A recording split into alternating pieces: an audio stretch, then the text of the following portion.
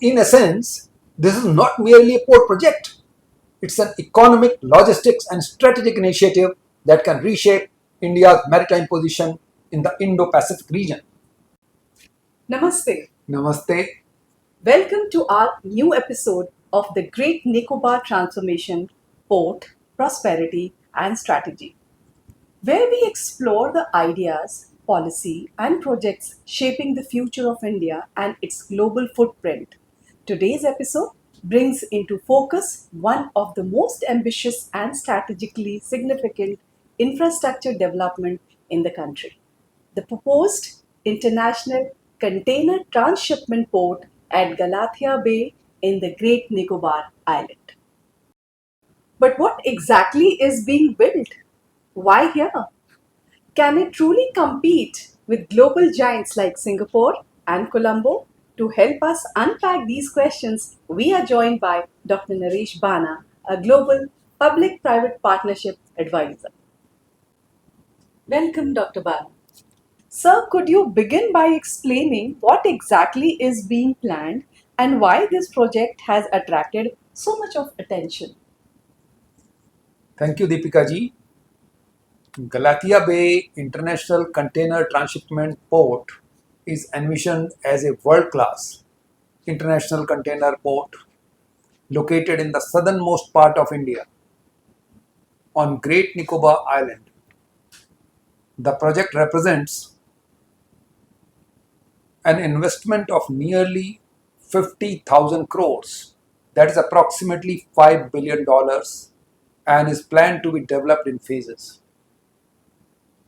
What makes this project extraordinary is its location. You know how location could change the course of events? I'm sure you know what Strait of Hormuz has done to the Iran war, where the superpower seems to have got stuck. And similarly, there is this Malacca Strait, which is crossed by large number of ships daily, making it one of the busiest maritime trade routes in the world. And you would appreciate that when there is a significant portion of global trade passing every day, it becomes that much important. And Galathea Bay sits right next to it. Yes, very close to the sea lanes leading to Malacca Strait. And you may remember when we did that podcast on Millennium Port in Kerala, and we mentioned that substantial part of Indian container traffic has to be transshipped through Singapore port and the Colombo port and the Port Klang of Malaysia. So there is sufficient capacity which can be brought home, where the ships can call on an Indian port, do the transshipment, and those containers can come thereafter to other ports, and it could economize the India's container-based traffic and result in better earnings for the port and more efficiency for the Indian export and import. So aim is to bring the substantial part of that business within the country while also serving international shipping lines. You see, international shipping lines will have to make a very little deviation because it is just about 40 or so nautical miles from the main sea lanes, and they can call on to Galathea port and do the necessary transshipment or pick up logistics and move on. So in essence, this is not merely a port project. It's an economic, logistics and strategic initiative that can reshape India's maritime position in the Indo-Pacific region. Of course, sir. A visionary mega port designed to position India as a global transshipment hub at the crossroad of the international shipping routes. Moving ahead, sir, India has thousands of kilometers of coastline. Why was Galathea Bay chosen? What advantages does this location offer that other locations do not? Deepika ji, as I said, the location is what matters. Here also, it is the geographical location which has dictated more in deciding for this big gamble in the sea which India is taking. It's $5 billion gamble, right? And when we talk of sea routes, these sea routes can be traced back to millennia, when monsoon winds were the primary power to move the ships. Indian Ocean, you will appreciate, is uniquely endowed with the phenomena of monsoons, wherein the winds blow in one direction, eastwards, for a few months, and then they blow westwards. So ships can carry goods in one direction and then return back. So that was going on for thousands of years, and these sea lanes were frequented by ships from those times. And these sea lanes, comprising the east-west trade corridor, which connects Asia, Europe, and Middle East to the Far East and the Pacific. So they all pass through Malacca Strait, and Malacca Strait sea lanes are very close to Galathea Bay. It's about 40 nautical miles from the main shipping lane. This means ships need to make only a minimal deviation from their route to call at the port. And secondly, the bay is naturally well endowed with the depth and the protection. It allows very large container vessels carrying over 18,000 20 feet equivalent units TEUs to berth directly without extensive dredging. It's not a small thing. One of the largest container ships can come here. And as I said, the bay is naturally sheltered by the geography of the bay, and it makes the operations safer and more efficient. Very few locations globally possess this combination of proximity to major shipping lanes, natural depth, and expansion potential. Trincomalee, which is on the east coast of Colombo, is one such neighborhood port, but that is yet to be developed. So Galathea Bay presents unique opportunity to develop and participate in this international container activity, and not only earn profits but save a lot of foreign exchange for India, as well as make our own export imports more efficient. Sir, I would just like to conclude its strategic proximity to major east-west shipping lanes make it a naturally advantaged maritime gateway. Moving ahead, sir, understanding the PPP model, why is PPP considered suitable for a project of this scale? Deepika ji, the government has chosen to develop the project through public-private partnership for one reason, that public-private partnerships bring along the operational efficiencies and the risk-taking capabilities more than the financial support from a private player. So, as I said, large infrastructure projects have three important things. There is a capital, operational expertise, and the risk-taking capacity. Of course, technology is going to be there.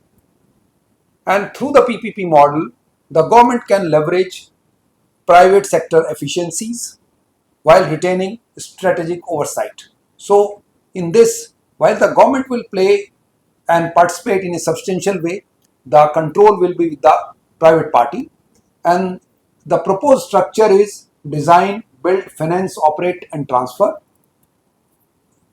extending to over 50 years. The private sector partner will bring along investment, innovation, and operational experience, while government-owned entities will remain stakeholders in the venture, and it creates an alignment of public interest and commercial efficiency. So the government will retain control on the board, and at the same time, the operationally private parties will be having enough flexibility to earn return on their investment.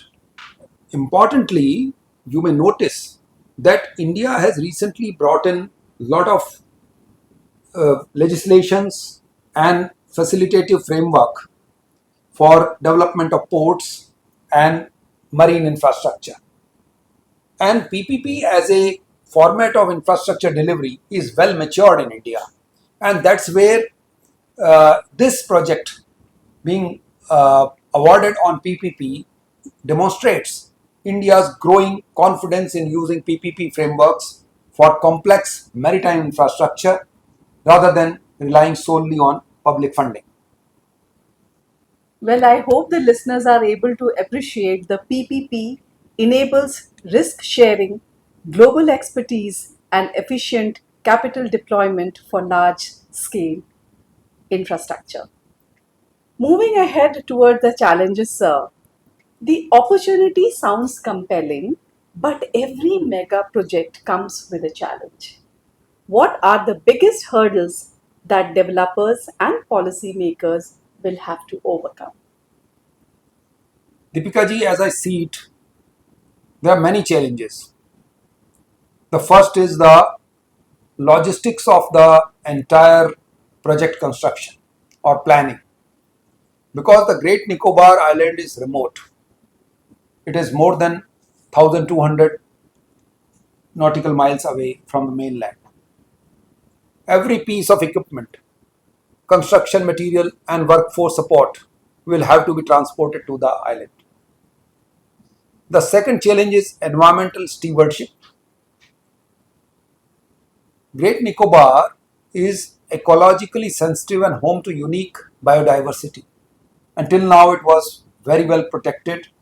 Nothing was being constructed there.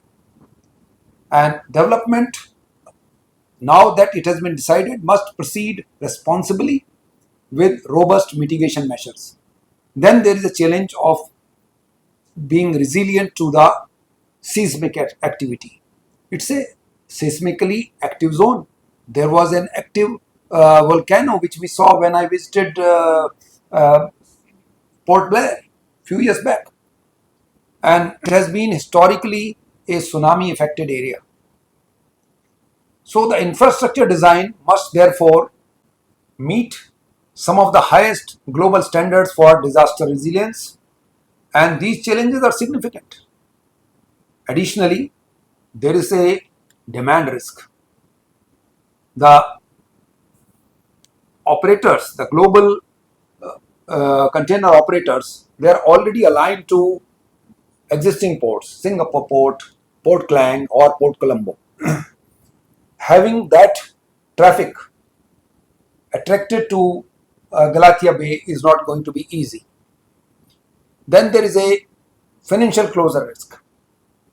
Total project cost about $5 billion, and the planning committee has asked for asked the government to plan for a viability gap funding to the tune of about $1.5 billion, which is not going to be easy. Then there is operational challenge, and in a deep sea isolated environment there will have to be a lot of innovation required. Then they will have to overcome the regulatory framework of India.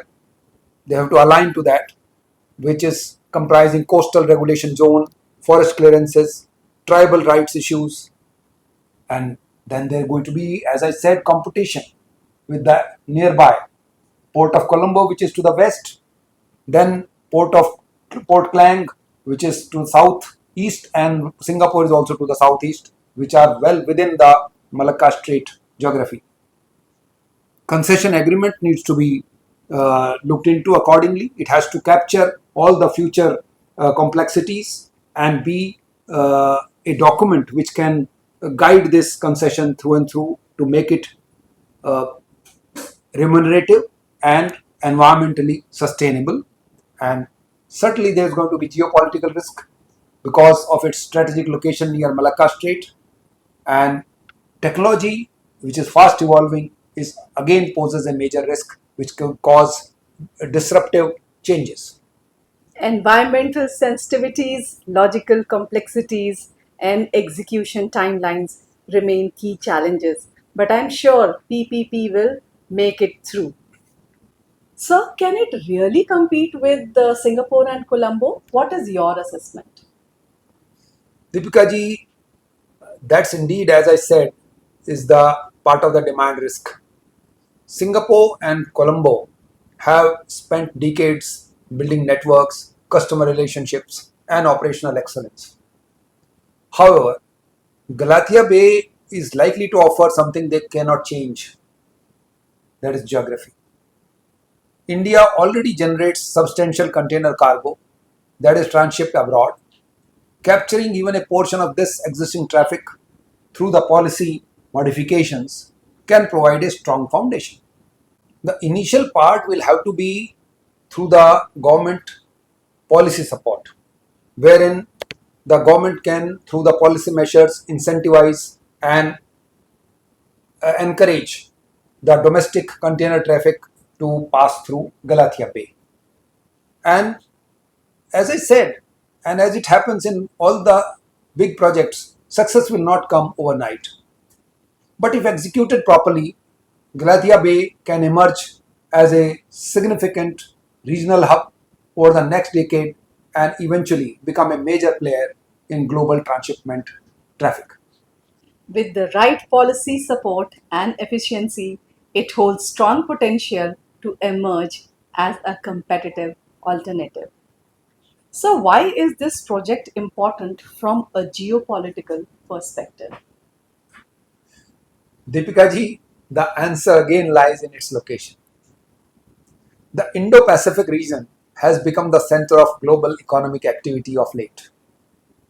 Maritime trade routes are increasingly linked to strategic influence, and Great Nicobar, and Galathea Bay is part of that, sits near one of the world's most important maritime choke points,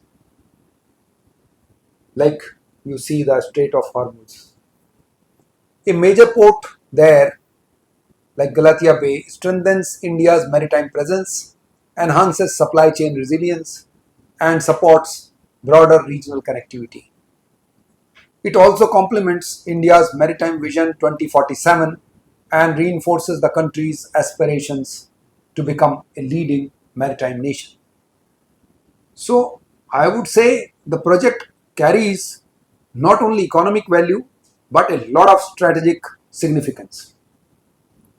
It strengthens India's maritime presence and strategic leverage in the Indo Pacific region. Some people wonder whether this development could also transform tourism and local economic opportunities in Great Nicobar. What are your thoughts, sir? Deepika ji, it is but natural. But the primary purpose of project is cargo handling, not tourism. But since there will be a large economic activity taking place in this region, people are going to visit, and if not primarily a tourist destination, it will be inviting, or people will be going around the Great Nicobar or on the island, on the other beaches. So there will be economic activity, there will be tourism activity, and there will be supporting services, there will be hotels, there will be eating places. So, but the challenge would be how the government can carefully manage ecotourism and hospitality investments. See, the island's unique ecology and tribal heritage must be respected and protected. The objective should be sustainable development, creating economic opportunity without compromising environmental and cultural assets. Thank you for those valuable insights, sir. Galathea Bay is more than just an infrastructure project. It is a bold statement of intent. It reflects India's aspirations to not only participate in global trade but to shape its direction. We hope today's conversation has given you a deeper perspective on the scale, significance, and future potential of this transformative initiative. Thank you to our listeners for joining us. Stay tuned for more. Until next time, I'm Deepika Upadhyay signing off. Namaste. Namaste.